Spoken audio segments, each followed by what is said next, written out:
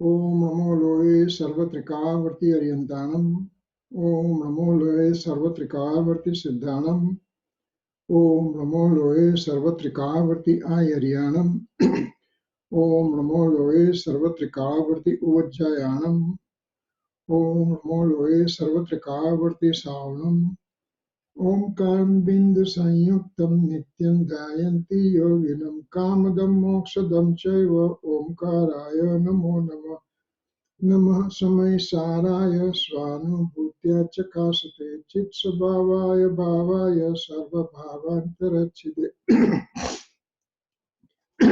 Ajnanatimira Andhanam Jnana Anjana Salakaya Chaksurunmilitam Yena Tasmai Sri Guruve Namah Tirthankaro Jagatana Jayavanta Omkaranada Jinano Jayavanta Jinana Samo Sarana Jayavanta Varto Ne Tirthachara Jagama Jayavanta Varto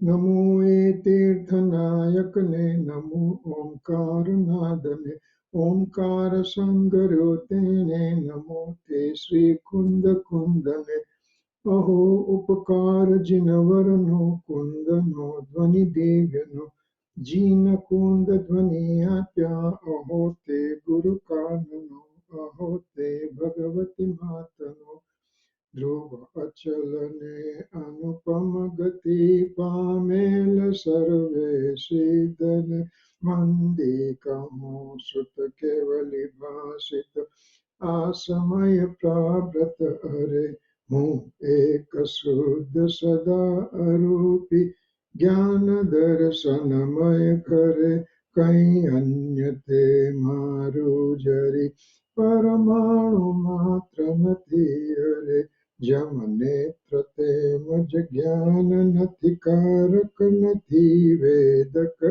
Are Jane Jakar Moday Nirajara Bandate Majamokshane Om Namah Siddhebhyo Om Namah Siddhebhyo Om Sri Suddhatmane Namaha Jai Jinendra.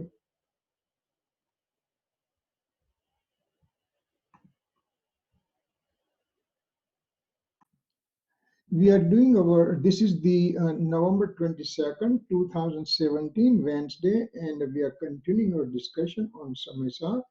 We are on Samesa Kalash number 6. Kalash 5, 6, and 7. These are the Kalashis. They come prior to stanza 13. Stanza 13 is a very kind of a unique stanza. And Amrit Chandra Acharya he is writing this Kalash to just give prelude that what we are expecting to understand from 13th stanza. So that's what is coming up. So we are on a Kalash 6, and we had lots of discussion last week about those 7 predications. And now we'll continue further from that point onward. So I'll bring the slides.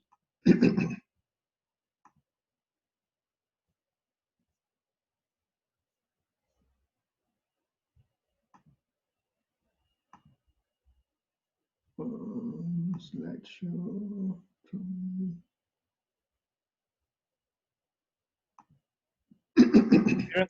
So 5, 6, 7 come before 13. Do 1 through 4 also come before 13, or do 1 through 4 come in another? No, remember 1, 2, and 3, they came prior to start of very first stanza. Okay. Remember that the first slok, first kalash was Namah Samay Saraya Swanu. Oh, that's a Kalash. Oh, I thought that was a Mangalacharan by Amrit Chandra Acharya. Yeah, but that's a Mangalacharan by Amrit Chandra Acharya Dev, but it's called Kalash, you know.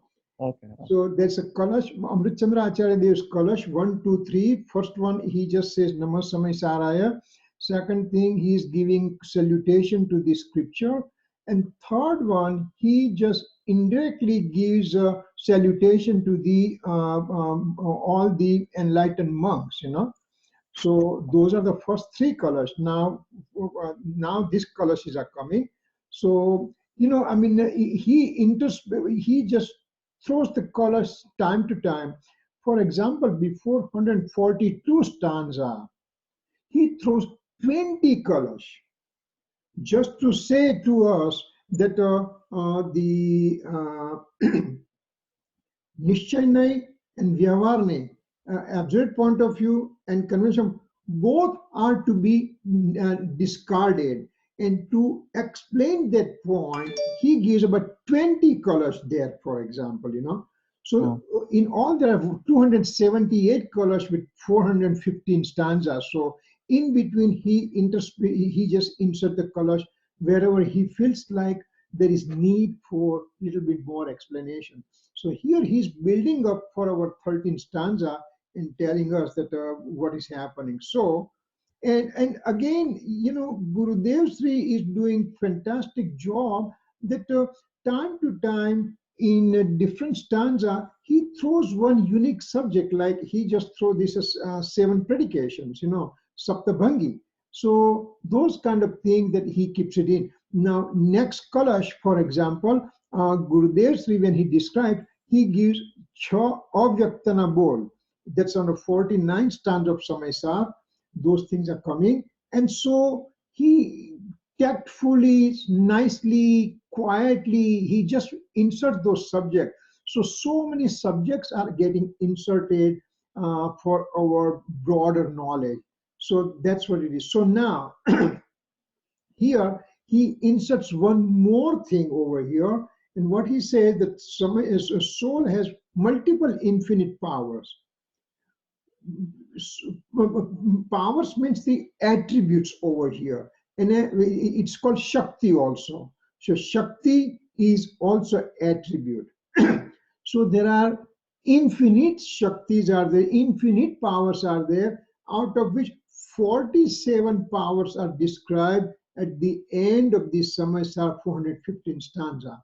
What's happening there? That Amrit Chandra Acharya Dev said that the whole Samaisar, Kunkun Acharya Dev kept on saying that soul is a knowledge, and knowledge is a soul, and knowledge is a soul, and that kind of thing are so ingrained in our brain that Amrit Chandra Acharya thought that maybe the listener will think that there is nothing besides knowledge attribute in the soul.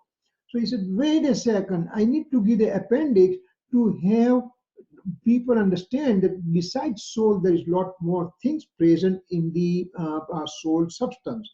And so he throws these 47 attributes. And these 47 attributes, 47 powers are the Jivatva Shakti, Chiti Shakti, Drashya Shakti, Gnan Shakti, Sukh Shakti, Virya Shakti, Prabhutva Shakti, Vibhutva Shakti, Sarvadashitva Shakti, Sarvagnatva Shakti. It keeps on going for 47 powers that way. And so over here, he is throwing one more power. It's called Prabhutva Shakti. It's a 7th one. Supreme sovereignty power. Supreme sovereignty power means the soul is loaded with its own power and own things that he does not need to go out to beg for anything. It is so solidly packed with so many powers and so many attributes and so many pure modes and everything that there is no need at all to go out of the soul's quartet or soul's tetrad of a substance, attribute, modes, and area. Dravya, Kshetra, Kal, Bhav. So there is no need for the soul to go out of these limitations. And within that limitation, soul enjoys tremendous amount of wealth that is there within. So that's one of the power which keeps everybody together, which makes that all the attributes are working together. And then I'm completely pure from within. I don't need to go out, and that is this Prabhutva Shakti. Due to this power, soul is independent and does not depend on alien objects of the universe for its own survival or its own progress or its own thriving.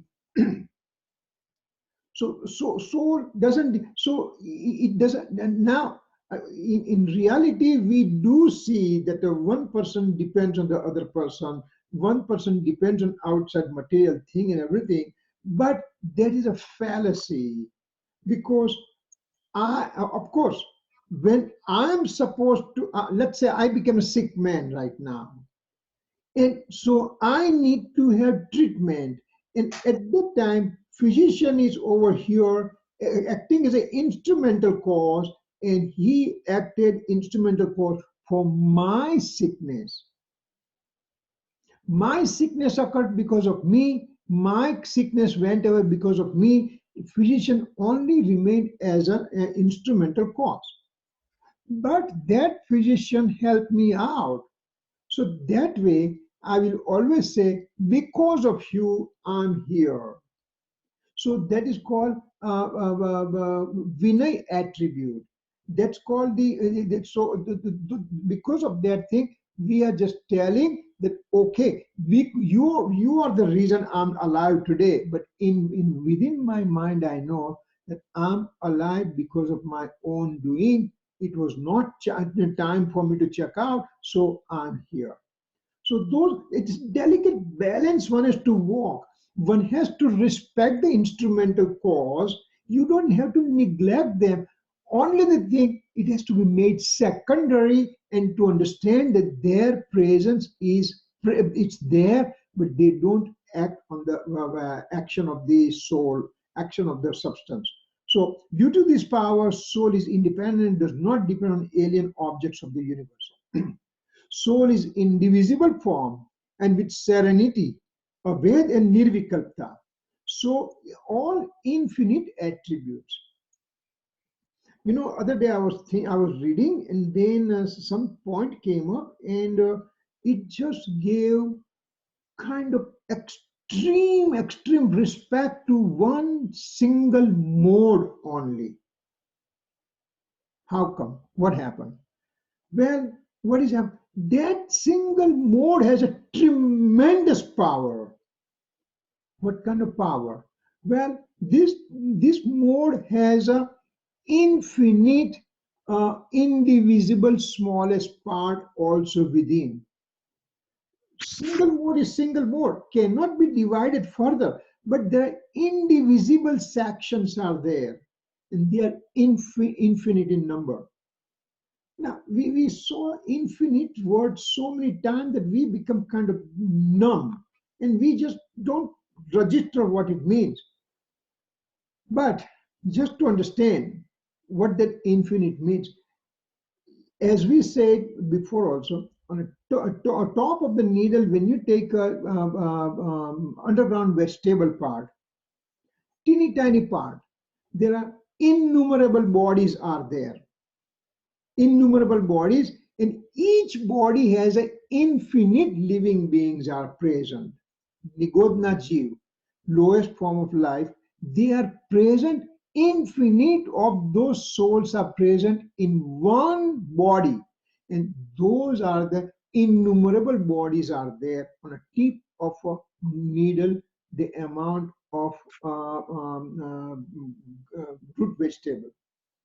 Now, how many infinite living being in one cell only? Well, infinite souls have passed and became liberated soul. So many souls are getting liberated right now. Infinite soul will be liberated in the future. If you put all those three times past, present, future infinite souls together, liberated souls, in this one cell, one body, times infinite amount of living beings are present. That gives enormity of the living substance only. Matter particles, atomic matter particles are infinite times infinite souls. Past, present, future times combined together, three times, a summary of all three times, they are third infinite. Fourth infinite is total space point of the cosmic space and transcosmic space combined. Fourth one. Fifth one is an amount of attribute present within me. That many attribute I have it, every substance has it, and so those are the things in this third bullet. It's the second bullet, the supreme sovereignty power. Make sure that they all these infinite attributes remain indivisibility in the soul. Then next one will be modes of those infinite, past, present, future modes of infinite attributes within. That's a sixth infinite. And seventh one is a smallest indivisible part present in that given mode. So remember that one little mode has this many types of indivisible parts, are smallest individual parts are present. So how many of those? Well, for example, we just always say that, I got a dream, and I never expected, many years back, many decades back, I probably thought about those things, or I acted about those things, and that came in dream. How did that thing come in the dream right now? Because those indivisible smallest part, that thing is hidden. That thing is hidden. And now in your dream, in my dream, that got expressed. So you can imagine the capacity of one mode alone. How much is a capacity that mode has it? And that kind of a mode, infinite modes are there, and those infinite attributes and that soul substance. So what is the magnanimity of that soul substance? So that soul substance is an indivisible form with serenity and with indivisible form. So it's abhed and it's nirvikalpta, and it's present there. Due to this power, modes are also independent. This supreme sovereignty power makes sure that modes are also remaining independent. That's why one time Gurudev Kanji Swami said that rag occurring in a mode, rag occurring in a mode is also independent. It's nirvikal, and it is a nature of the mode. રાગ એક પર્યાયનો સ્વભાવ છે એમ કહ્યું. અરે સ્વભાવ પર્યાયનો રાગ, how can it be possible? Gurudev Sri said that because each and every modes are independent, when we say it's a rag paryayano swabhav means the mode is independent, it occurs by its own. There is no dependency on any outside material things or any karma fruition or any attributes or any substance. From that perspective, it's Sobhao, but from another perspective, it's Vibhav. Yes, you are right. Swabhav means, so now you hit the very right point, that what that Swabhav means, what? Independence. It's a nirvikalpta. Independence, it is not dependent on anything. That's why it's a nature. It's a paryay's nature. Now, how long paryay lasts? Only one samay. So for that particular samay, rag is originating, and that is occurring because of the self only. Now, 13th stanza will tell us. 13th stanza will say that how the rag is getting generated. How the rag is getting generated. Then it says, number one, rag is getting generated because it's a nature of the mode. Infinite modes in the past, present, and future, they are coming in the sequence by themselves. All these infinite modes Not a single mode is repetition from the previous mode. They are unique in their own way. So this was the birth time for this mode. So it did occur at this point that way only. It was supposed to be in the form of rag, and that's where that mode came up. Now, at the same time, when we say that mode is independent and inclinations of attachment occur independently because of that mode's independent nature, then at the same time, there is a fruition of karma occurring at the same time over here independently. And they both are acting as instrumental cause, principal cause, auxiliary cause relationship, nimit nimitic sambandh. The classical example, I mean, the example, we have to give some example to digest this kind of facts. Before we give the example, so this mode was sitting in the soul substance in the form of eligibility.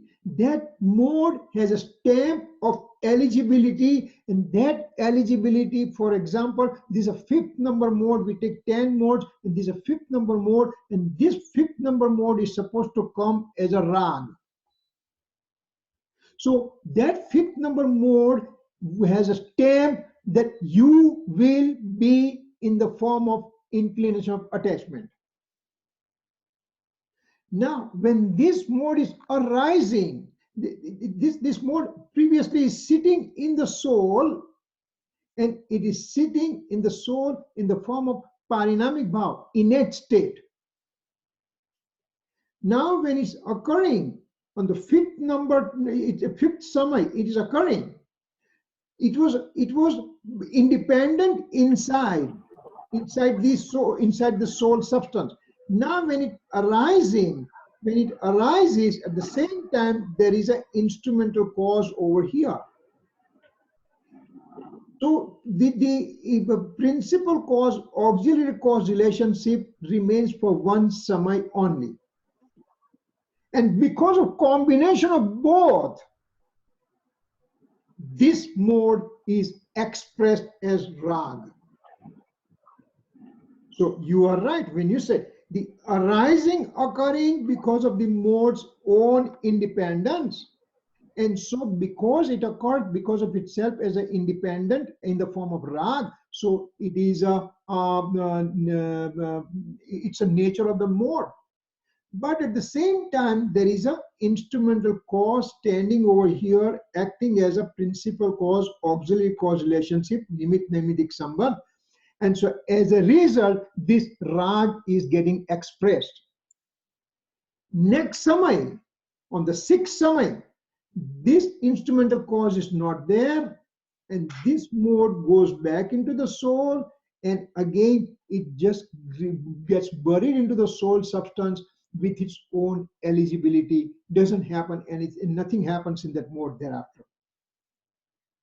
So that mode, past modes and future modes, are called parinamic bhav, innate state of the soul. Now how the mode, it is in innate state, and now it comes out as a rag. How did that thing happen? Let's take an example here. There's a fountain. The fountain is of water inside, is full of water. Now this fountain water comes out in the form of a flow, and there are lights, color lights are put it over here. 2 or 3 or 4 color lights are there. The water is a pure by itself, but when it comes out, there is also presence of this instrumental cause in the form of colorful lights. And that's why this water shows the colors. This water did not have colors to start with. It has eligibility to act with the colors, and this color act as instrumental cause, and that relation lasted for one samay. And for that samay, I saw that water has a color. Now this water goes back to the fountain and it just get buried into the fountain water with pure water form. Similarly, it happens over here. So sovereignty, Prabhutva Shakti, sovereignty power makes modes also independent. And this is the things it is coming in the 13th stanza. So that way we will be able to understand how Acharya Bhagwan is slowly and quietly taking us to that directions. Now, from comprehensive knowledge point of view, soul is within its infinite attributes and mode. Praman Gnan perspective. Praman means the comprehensive, total knowledge. From total knowledge point of view, soul is a soul substance. Their infinite attributes, their infinite modes are there, their infinite powers are there. There is a origination is there, there is cessation is there, constancy of the mode is there. All those things are there in the soul, and that's called comprehensive knowledge. And that comprehensive knowledge, I get it by reading the scripture. I get it by listening to the enlightened monks' discourses. So that's why it's a Sutagnan, scriptural knowledge. Through the scriptural knowledge, I get the comprehensive knowledge about my nature of the soul. This is the reflective thoughts. It is called Vikalp. This is Vikalpatmak Gnan, reflective thoughts knowledge. And in that reflective thoughts, I understand who am I.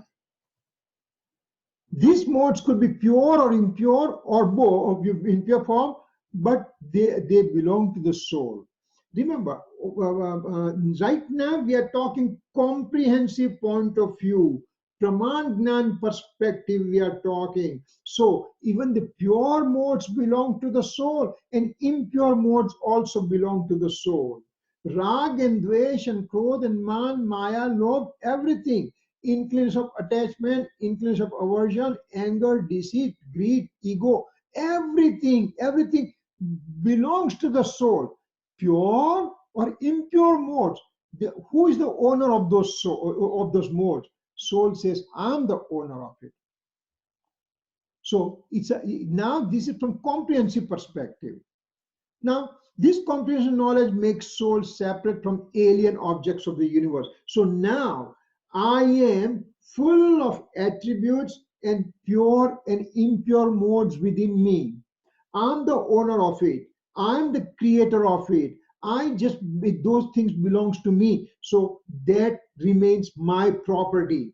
So that way I am separate from these alien objects of the universe. It has its own function. I have my own function. My sphere of action lasts over here. That book or whatever other substances, they have their own sphere of action. Remember again, this is comprehensive knowledge point of view, Praman Gnan perspective we are talking. Then, for example, I am going to supermarket and I would like to have banana. How will I separate banana from the other substances? By their own attribute. It is not the pear, it's not a grapefruit, it's not orange, but it's not lemon, it's a banana. So by its own characteristics. So here soul has a pure and impure mode and attributes and everything. So by having all those things, now I know that this is a soul. So first thing, I have to separate the soul from the remaining 6 substances of the universe. That okay, this is the banana. I'm being asked to bring banana at home. Now I bring the banana at home. What happens? The same soul now. This soul with a comprehensive knowledge perspective. Same soul perceived from pure point of view, means absolute point of view. Then all the modes and attributes within become secondary in nature. Even though pure and impure modes are within me, attributes are within me, but when I'm looking at the eternal soul substance, then they are present within me, but they become secondary for me. I just make them secondary. I want to go to Miami from New York, and I'm on 95 South.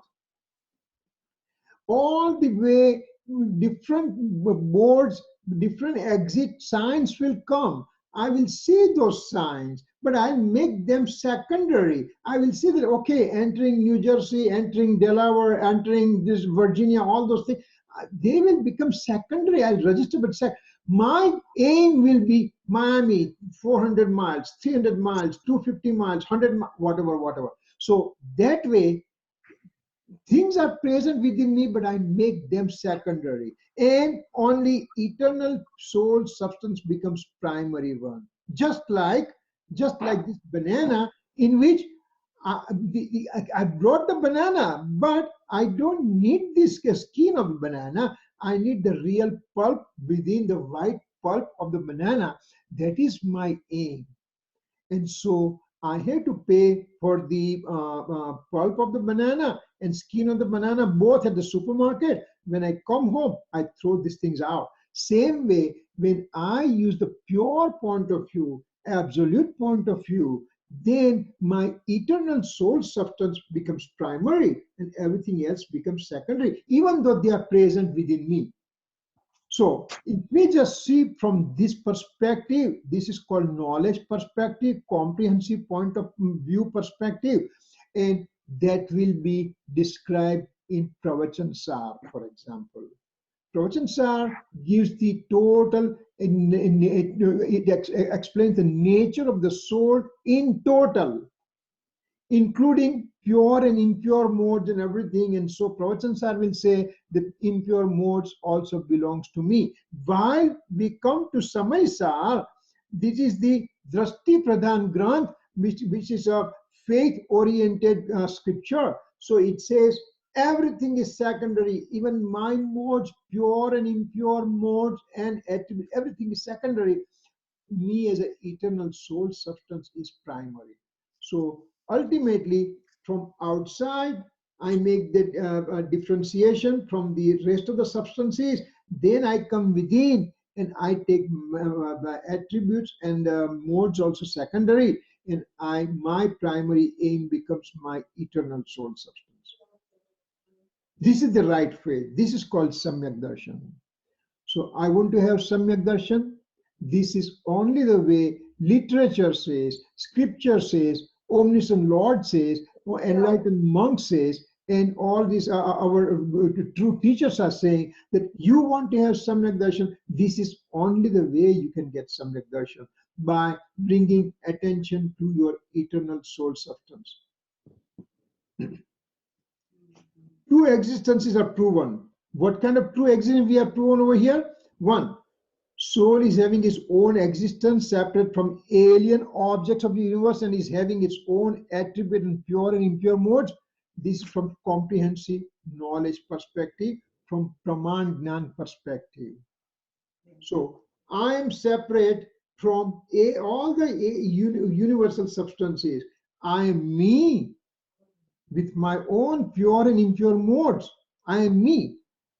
So that's a first thing.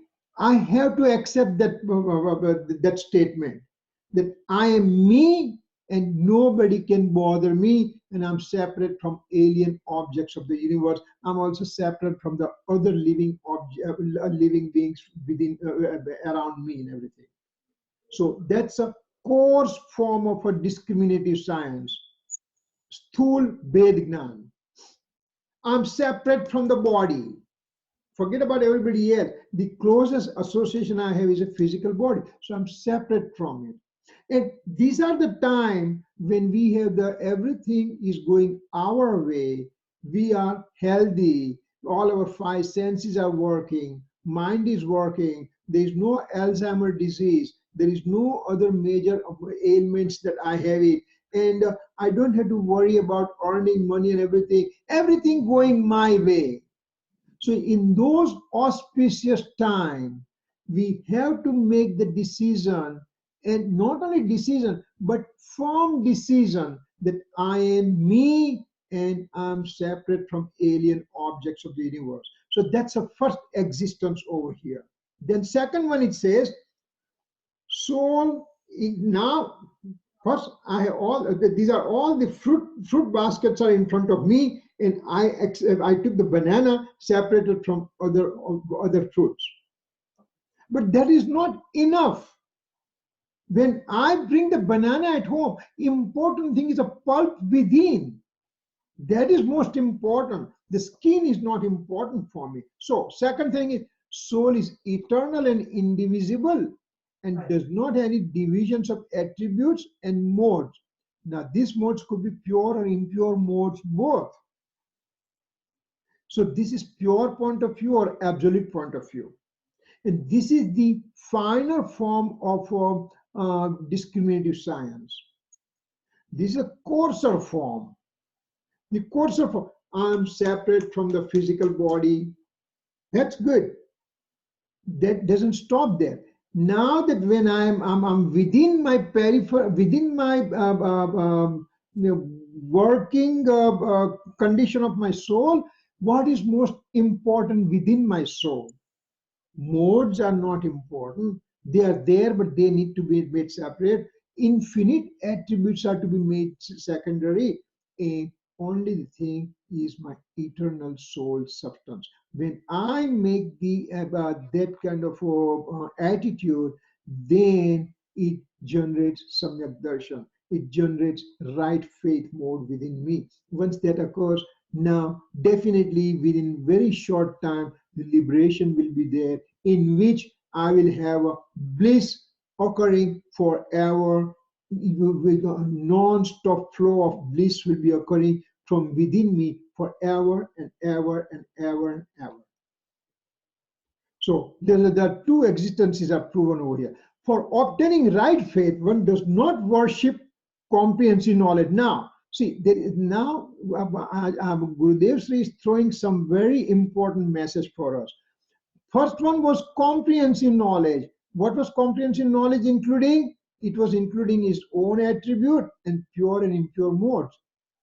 So it said that you want to obtain right faith, then this comprehensive knowledge alone is not good, because there is also impure modes present, pure modes present, infinite attributes are present. Now you need to make them secondary with a pure point of view or absolute point of view.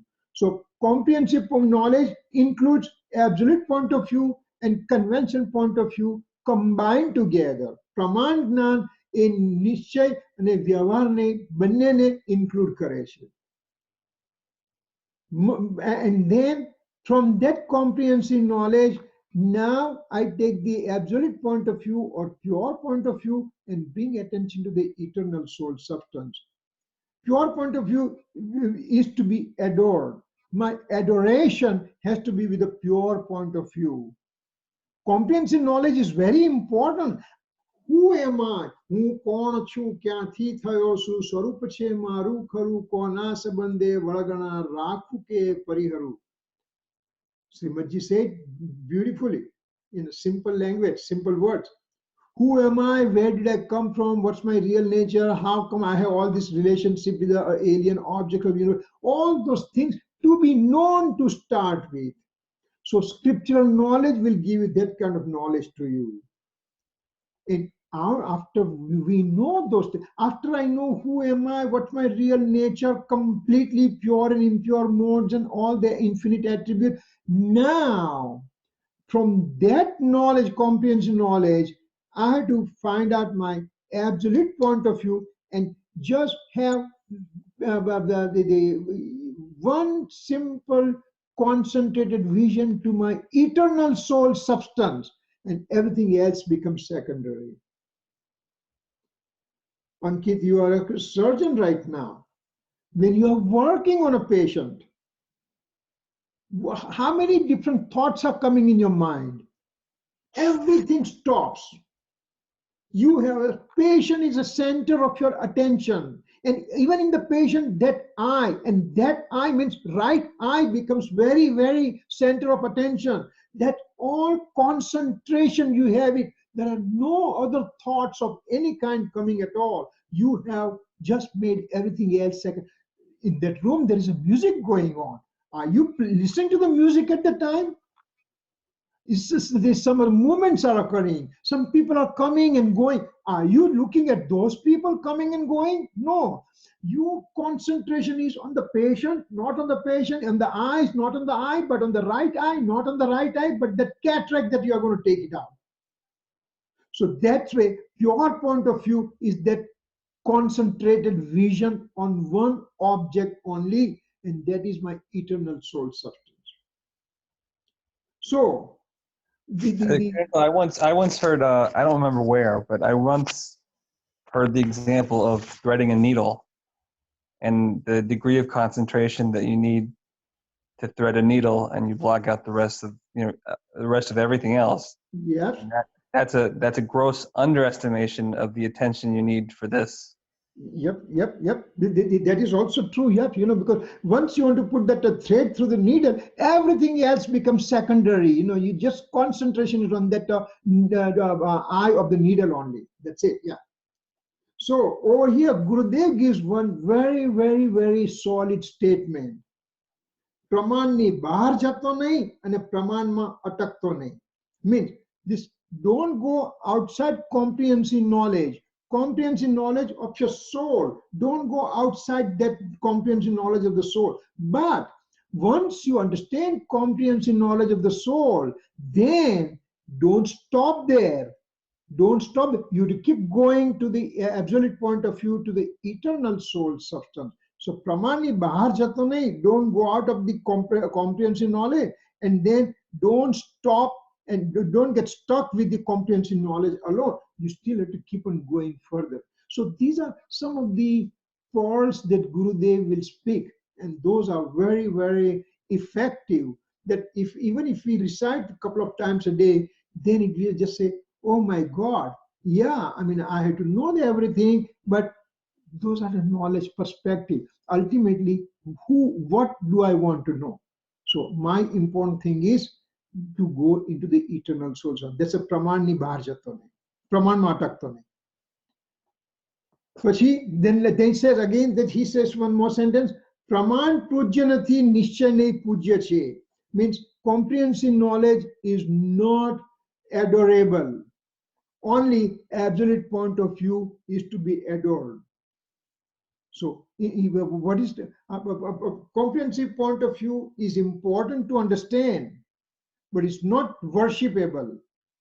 Only absolute point of view to know and to adore that one and to concentrate on that one. So remember, the absolute point of view is a pinnacle. But to go to the pinnacle, I have to go through all those steps over here to come to. If I just come to the pinnacle only and not understanding all these things, that's going to be useless for me, because then I'll get totally distracted. I have no concept what's happening. I have a solid ground with comprehensive knowledge, all those things I have it, and now I'm standing at the top of the pinnacle to understand who am I and what's my real nature, and how can I get the right faith and everything. Substance is pervaded in its own attribute. Now this another point coming. Substance is pervaded in its own attribute and pure and impure modes. Pramano vishay che. Means a substance is pervaded, means it is spreaded through in its own attributes and pure and impure modes. That's a comprehensive point of view. Now, from pure point of view, soul is only eternal, indivisible form and is separate from its attribute and mode. This is the subject of the right faith. So, from different angles, Gurudev will try to explain to us where he just does not give any room for negotiation. He says, now that you came over here, there's only one thing, and you can't escape from that reality. Soul having solid supreme knowledge, Purna Gnan Ghan. Now, when I'm looking at the eternal soul substance, then what is that substance? It is a solid, pure, solid, supreme knowledge. That soul substance is solidly filled with all this knowledge attribute. How does that work? So when it says solid thing, let's take this cubicle. And in the cubicle, we just said that this is the soul as a cubicle in the nature. So this cube has a 3 sides. This is the length, and in the length and the width and then height. In the length, we take knowledge attribute. Knowledge attribute is present in the soul. Width, we take infinite past and future time units. And height, we take the soul's innumerable space point. So innumerable space point times knowledge attribute times infinite past and future time units, that will give me a solid knowledge, supreme knowledge sitting within my soul, that there is no other things entering, there is no room for anything else to enter with. Having said that, Gurudev also wanted to tell us that not only knowledge attribute, but full of infinite attribute. So all these infinite attributes living in the innumerable space point since time infinite, so it's a very solid thing. And in fact, there is no entry for any rag or anything in this soul state. The solid supreme state does not have any room for any external thing like rag and dvesh to enter. Forget about the rest of the things like my cell phone, like my car, like my house. Forget. Even rag has no entry. Again, remember, this we are talking from absolute point of view. We are talking from the faith perspective. We are talking from attention perspective. So those are the things that solid supreme knowledge means what? This is what it means. Cognitive consciousness means, and now he's also throwing some other concept called chetna, consciousness. Chetna means consciousness is the attribute of the soul through which soul can be separated from the other objects of the universe. Only soul has a consciousness. Rest of the substances, they don't have consciousness. So this is the dividing point from other substances. So now this cognitive consciousness called Gnan Chetna. Now Chetna means, remember those 47 powers we just talked in beginning? So Jivatva Shakti, Chitti Shakti. Second one is Chitti Shakti, means consciousness power. First is a living being. So I'm living. How do I live? I'm not living right now, but I was living in before, and I'll be living in the future. I'm there for immortal time. I'm there for time infinite. And so that's a living capacity I have within. So second one is a consciousness power. And so this consciousness power is divided into 3 parts. First one is a cognitive consciousness, Gnan Chetna. Second one, to have doership in an increase of attachment state, means a consciousness of experiencing of the experience of the action, means Karma Chetna, means I have feeling of rag and dvesh within me. I have feeling of inclination of attachment and aversion within me. Remember, this book does not feel rag or dvesh. This book, we just put it on the highest pedestal, or it is sitting in one corner. Book doesn't say that, hey, why you are not giving me respect? Only consciousness person, only person with a consciousness has this capacity to feel the rag and dvesh, increase of attachment and increase of aversion. So that's called karma chetna. Karma means action. Action means the perverted action, not the eternal soul substance pure action, but deluded actions. That's called karma chetna.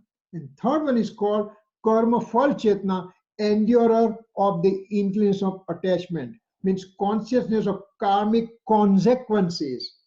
karmic consequence. Karmic means my own actions consequences. When I have a rag within me, then the results of the rag gives me quote unquote happy feeling.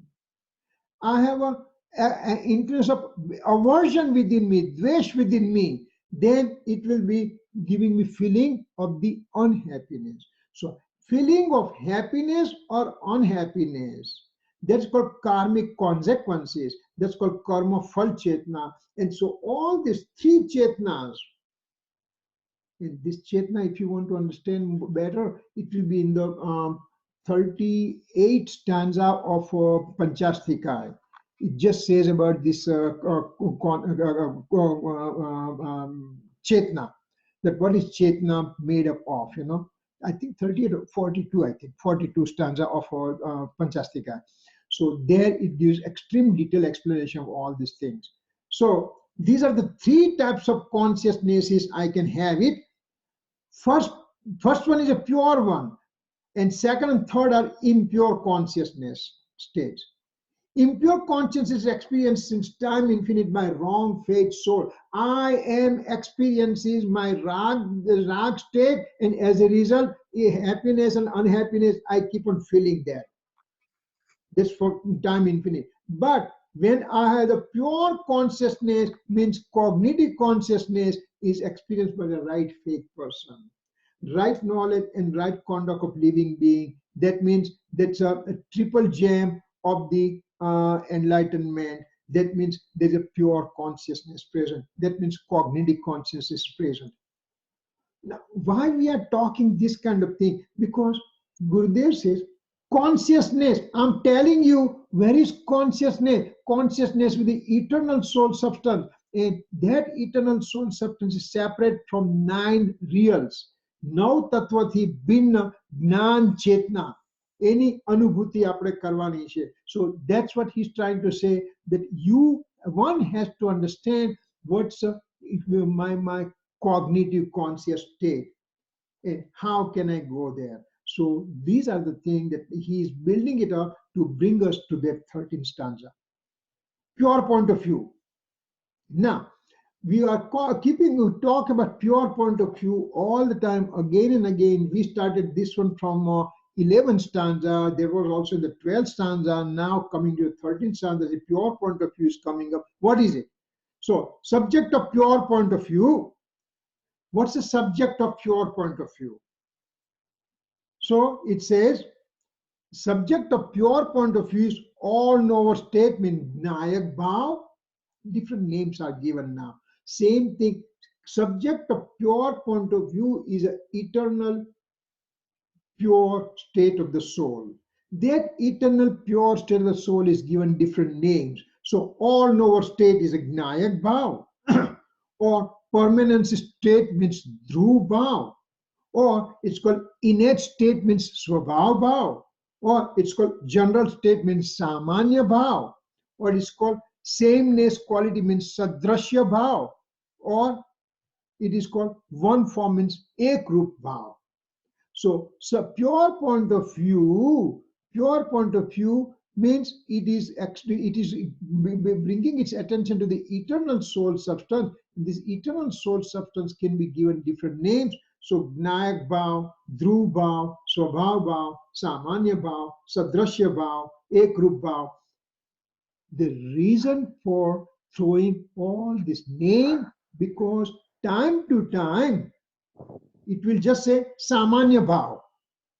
That means now I have to know it means eternal pure state of the soul. Or it says Ekrup Bhav, for example. So these are different terminologies will come across, and so we just become familiar with that. Sadrashya Bhav. What is Sadrashya Bhav? Well, let's say that I come to New York and I saw somebody moving. I said, you know what? I've seen that guy somewhere. And I put my attention to that particular person and say, oh, this is Ankit Mehta walking away. You know, he's far away, but that is the way he talks, the way his height is there, the way he's behaving. So that has to be the, so sameness. He was there before when I saw him 5 years back. Now I'm seeing him. And so it's called sameness quality. So Sadrasya Bhav. So eternal soul substance was there before, it's there now, it will be there in future. So that's called Sadrasya Bhav. So now, right faith, Samyak Darshan. One has to perceive the soul separate from alien object as well as reflective thoughts, vikalp of 9 reals. Now, I want to have Samyak Darshan. How can I get Samyak Darshan? Then you get the Samyak Darshan to get the right faith. First thing I have to separate from the soul from the alien object, means this body, I'm separate from the body. And then the reflective thoughts occurring within me, vikalp occurring within me, then I also have to leave that vikalp state, we leave that reflective thought state, and now I have to reflective thought of 9 reals. This is so, this is living, this is non-living, this is pap, punya, asra, samvar, nijra, bandh, moksha. All those division I have to give up to get the right faith. One must bring his faith, knowledge, and conduct to such soul that is known as soul experiencing something. One must bring, I mean, I have to bring my faith, knowledge, and conduct to this kind of soul, which is free from all the alien objects and free from all the reflective thought process also. And so it is simply a eternal, pure, indivisible, inert soul substance. And bringing the attention there, that gives the right faith. One is to perceive the soul separate from, no, I think this is the same thing from same time. I'm longing for one thing only. What is that? There could be many parts of reflective thoughts, but I want to bring my faith to eternal true nature of the self only. After the 4th spiritual development state, means at the Samyak Darshan state or Avirat Samyak Darshan state, still there are reflective thoughts of worshipping, austerity, but one is not the owner of those reflective thoughts. Let's presume that we are sitting right now and we get the experiencing of the soul right now. Means we already got Samyak Darshan right now. Wishful thinking, and we will have that wishful thinking to come to fulfillment also in the future, near future. So now that I have the experiencing of the soul, still I have impurities present within me. I'm not completely pure yet. Beginning of purity has started. So now, previously I was totally impure, completely impure. Now the purity just started, so my impurity starts decreasing, purity starts increasing, impurity starts decreasing, purity goes complete purity, and impurity goes out completely. That's liberation state. So in between there are impurity and purity both present, and in that impurity state I can have thoughts of worshipping, austerity, charity, all kind of things, swadhyaya, and all those things will be there, but I know that I'm not the owner of those things. I'm not the owner of those reflective thoughts. They are there within me, but I'm not part of it. They are away from me. I have no part of it. So that kind of thing I keep on thinking. So this is something like the person working in a bank. He's counting millions of dollars day in and day out. He absolutely does his duty. Never ever makes even a single cent mistake. He's touching those millions of dollars. But what he says, I'm not the owner of those money. In fact, he does his duty perfectly, but he does not have ownership of those things. He's doing his work, but no ownership. His ownership is only at the end of 2 weeks, whatever paycheck that he gets, 2,000, 3,000, whatever the dollar check he gets, that is his ownership. But over here, he does his work perfectly, never makes mistake, but does not have ownership. So same way, this fourth spiritual development state onward, he has reflective thoughts of worshiping, austerity, reading scripture, writing, and all those things, and delivering discourses. All those acts, he's doing it perfectly. He will do it, but he has no ownership. He says, I'm doing all these things. I'm doing all this auspicious work because I don't want to slip into the inauspicious activity. So that's why I will do auspicious. But my aim is to just get engrossed within my eternal soul only. That is my aim. So that's what it means in that bullet. And what he says, when he's doing the reflective thoughts after fourth spiritual development state, fourth state, fifth state, and sixth state are the mainly Chaturth Gunsthana, Pancham Gunsthana, and Sixth Gunsthana. These are the basically the state in which he will be having the reflective thoughts. Of course, he will be having reflective thoughts 7th, 8th, 9th, and 10th also, but they are below his intellect to pick it up, so we don't consider them right now in this discussion. The one that he can pick it up, those reflective thoughts are mainly present in the 4th, 5th, and 6th spiritual development state. When those things are occurring to him, he knows that these are occurring within me, and they are auspicious thought, and my nature is not the auspiciousness. My nature is to go within, and my aim is to go within. But now my personal effort is not that strong. My Purusharth is not strong. So I end up doing this kind of auspicious thing. It is my instability. My capacity to stabilize within me is not strong enough, and that's why I'm unstable. And in unstable state, I end up doing these auspicious activities. What's the difference between the auspicious activity that 4th, 5th, and 6th spiritual development state a person will do, and I do the same thing? Here is a Samyak Dashtiji in 4th, 5th, and 6th, and he's doing some auspicious activity, and I'm also doing exact same auspicious activity. Difference is I take ownership of those things, and he does not have ownership of those acts. He just considers that that is sin, that he is doing it by remaining in the auspicious state. When Kunkunacharya Dev is writing Samaisar, for us, the greatest things ever happened that he wrote Samaisar.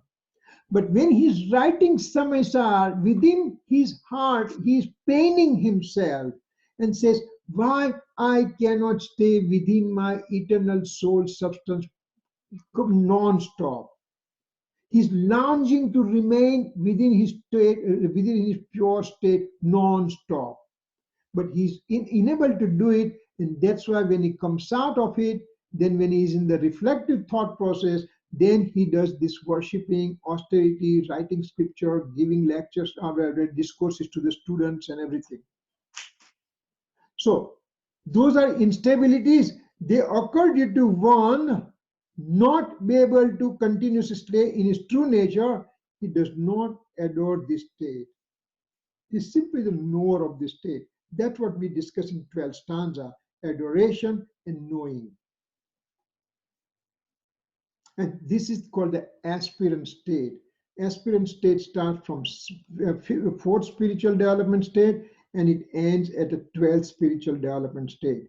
And mainly the 4th, 5th, and 6th.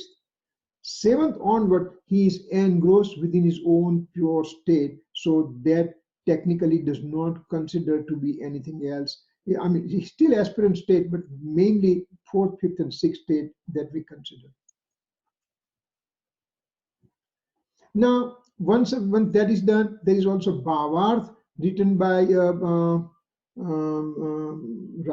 Rajmalji. Rajmalji wrote down Tika, and Bhavarth is written by Jaychandji Chabda.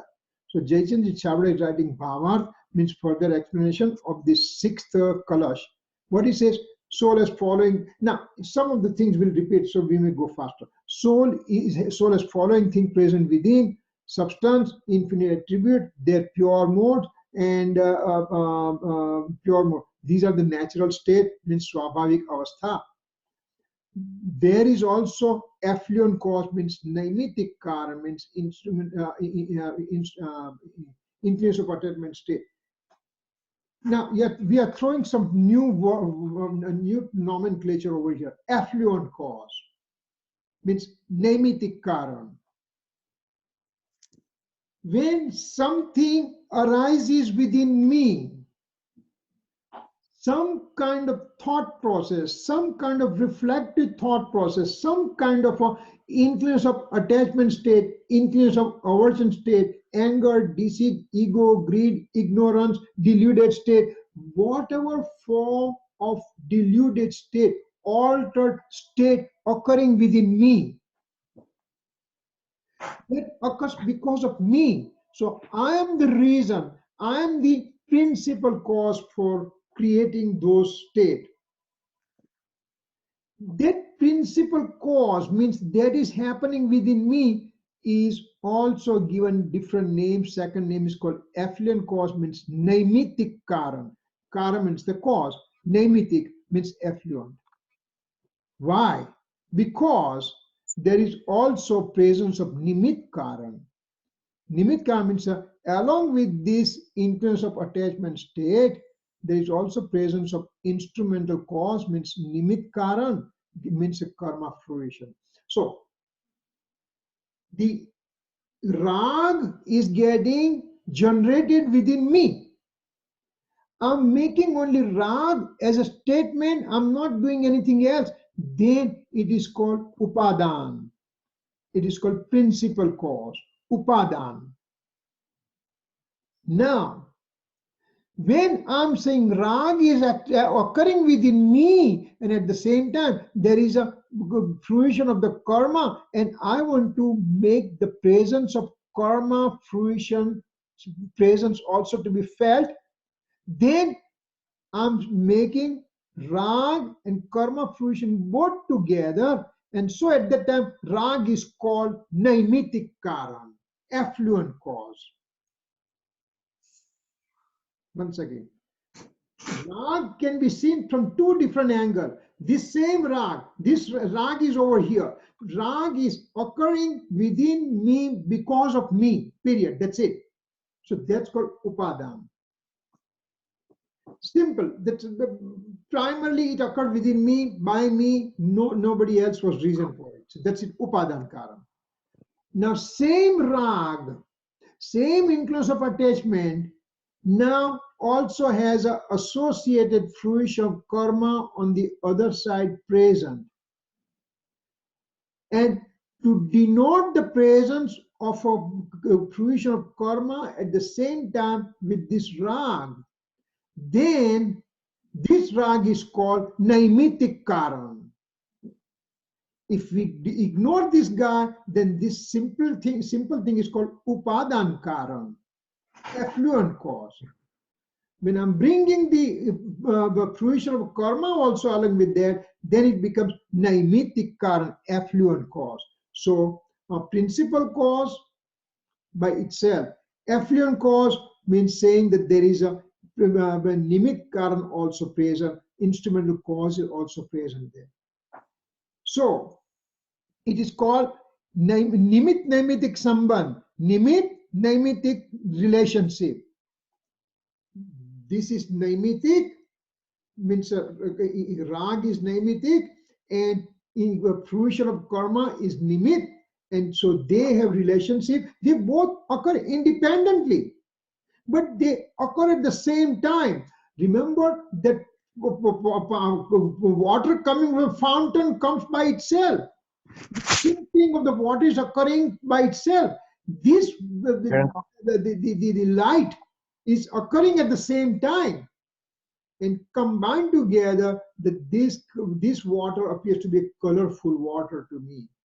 Your uncle, is this where the concept of Nimit and Upadan is first introduced? Is it in Jaichandi Chabra's Bhavart, or is this actually from Shastra? Actually, Kunkun Acharya Dev's thing, but then Jaichandi Chabra is making that one repeat to us, repetition to us that, hey, remember Upadan Karan or Naimittik Karan. You have to understand what does that mean. Same thing we are talking. Same No, but thing. Kiran, like I don't remember. I mean, at least so far, I don't. Correct me if I'm wrong. I don't remember Acharya Dev using these words, Nimit and Upadan. Does he? Oh yeah. I can't give you reference exactly what it is. I'll try to find it out next time. Okay. I'll let you know. But yeah, it is there. Okay. Okay. So Upadan Karan or Nemitik Karan. So that's a same thing. We are looking for two different angles. That's what it means over here.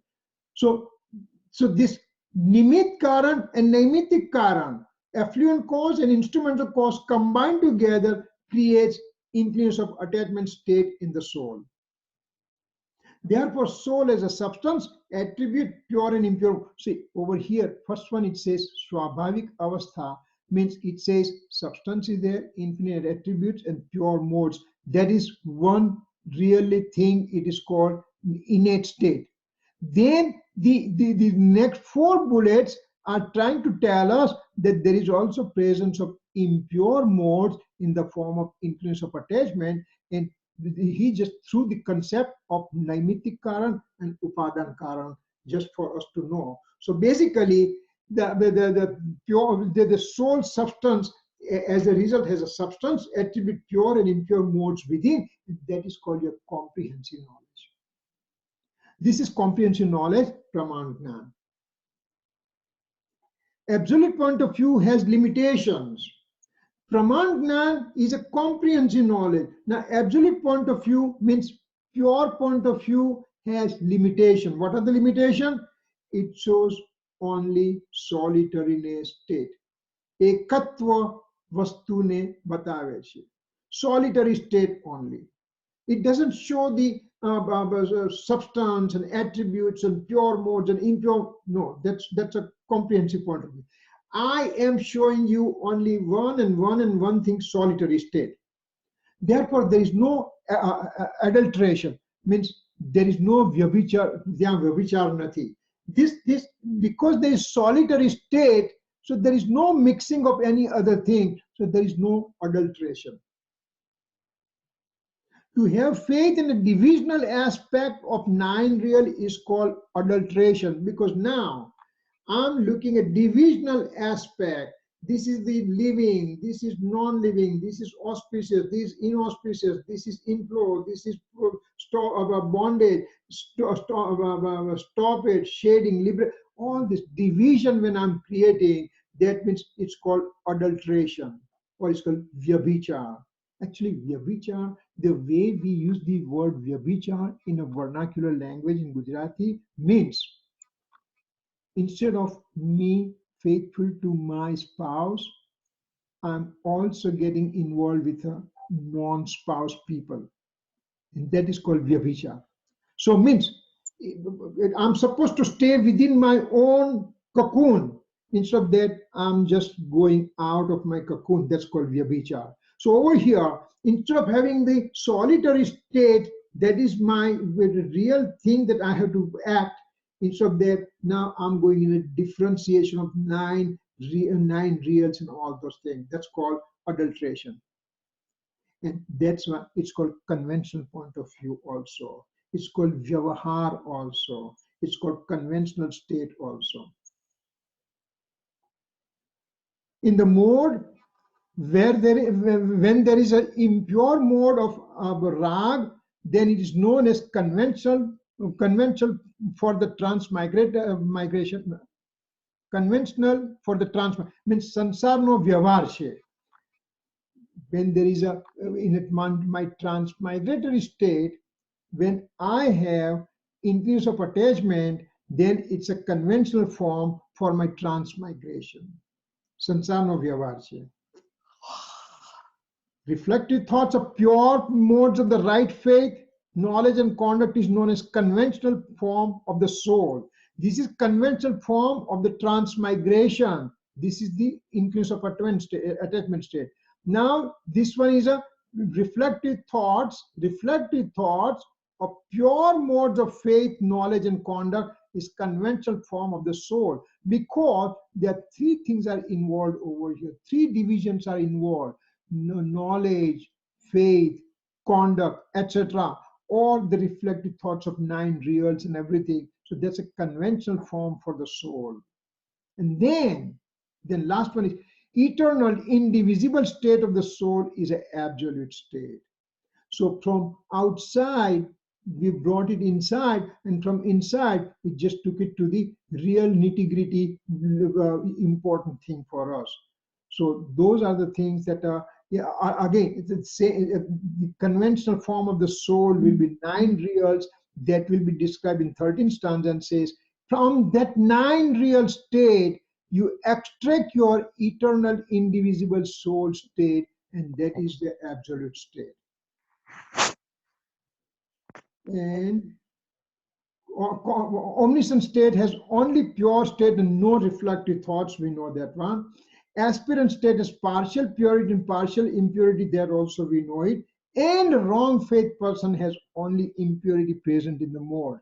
So I am full of impurities right now. I'll become aspirant soul, and I have partial impurity, partial purity, which will lead me ultimately to the omniscient state, which there is no reflective thoughts and pure state. Now, there's a question arose over here. We still have a little time. Soul has a consciousness. If one has only, now, over here, it tries to separate Jain principle from other philosophies. That it says that suppose soul is a consciousness, and I have faith on this consciousness. I just believe only consciousness and nothing else. Do I have a right faith? Do I have Samyak Darshan? Then answer is no. Just by having a faith on a consciousness and ignoring everything else, the answer is no. Why? Because except for atheists, Charvak philosophy is an atheist philosophy. Every Indian philosophy believes in the eternal soul.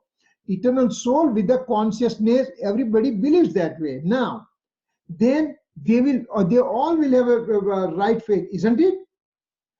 Because if everybody believes in the eternal soul substance with the consciousness only, then every philosophy will end up with a right faith. But it says soul has a substance as well as infinite attributes, not only knowledge attribute or consciousness attribute, but infinite attribute. And also there are modes present. One need to accept the nature of all these things present in the soul to start with. From the comprehensive perspective, I need to know all those things present in the soul.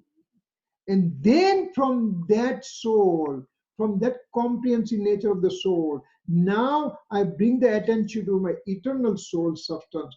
Then it will give me right faith. Not just simply first bullet that there is a consciousness and that's why I have a right faith. Kiran Tordomoji touches on the same issue, and the way he put it, I'm sure he means the same thing. He said that you need Shraddha in the seven tattvas. So I'm guessing the seven tattvas encompass Dravya Gun Pariyai. Knowledge. Dravya Gun Pariyai, right? Mm-hmm. Well, actually, there when he said that you have to have faith on the seven reals, seven tattva. Now, if we read that sentence again, that is in the singular form. That sentence is in singular form, not in plural form. Not in a seven means 1, 2, 3, 4, 5, 6, 7, but unity of seven as an indivisible thing. Seven is there, but in the seven also, you have to go to the indivisible. like for example, if I can say that inflow has a 5 different characteristics, and that's But those are all paryas. That's my question. Isn't it true that once you get past the first two, the rest are just paryas? Are they not? actually all 9 are paryai. All Except 9 are paryai. Jiv okay. is also paryai, and Pudgal is Ajiv is also paryai, and that will come. Okay. I think that will come in the next class, because there's a seventh kalash that it just introduces that into the concept, you know.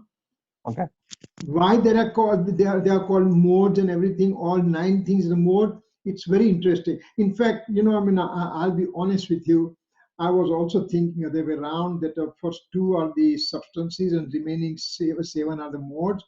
But thanks to all of you, because you just forced me to go through lots of things and everything, and at least my concept got cleared and everything. And so we will share those things when we come to that point, you know. So Omniscient Lord has said that a pure mode, there is perception of the eternal soul substance. At the same time, its infinite attributes are perceived, and the mode which knows the self as well as alien objects of the universe. This is called right faith. Simply having faith on consciousness does not mean that I have a samyak darshan. So you have to have comprehensive knowledge of the soul. You have to have the complete anatomy of the soul. You have to know it. And then what's the nitty gritty, most important thing, it is within there that I have to pay attention there. One has to understand and believe, then and then only right faith gets generated. So this is the end of the 6th one. And now we'll do the 7th kalash next time. And it's a actually 7th kalash is a prelude to the 13th stanza. Every stanza, when it comes, Kunkunacharya Dev gives prelude. So the 7th kalash is a prelude of this 13th stanza. So it's pretty interesting. And again, because we have so much base build-up, it becomes interesting facts coming. Any questions with that?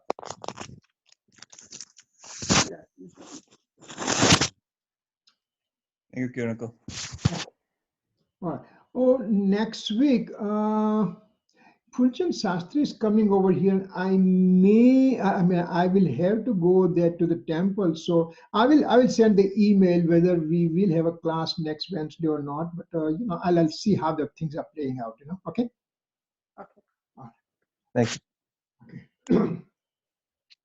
जावानी के ज्ञान से सूझे लोकालोक, सोवाणी मस्तक नमो सदा देत हूँ ढूंढ. 9 times Namaskar.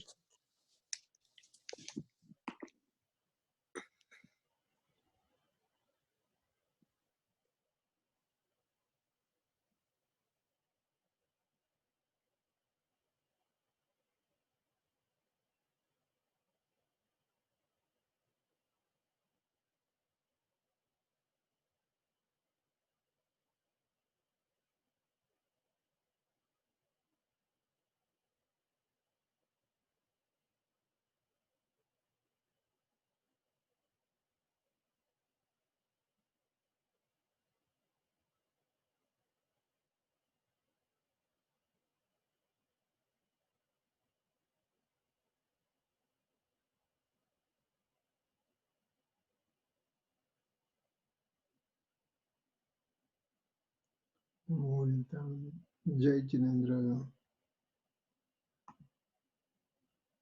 Jai Jinendra. Nichai Duklam. Thank you. Have a nice Thanksgiving.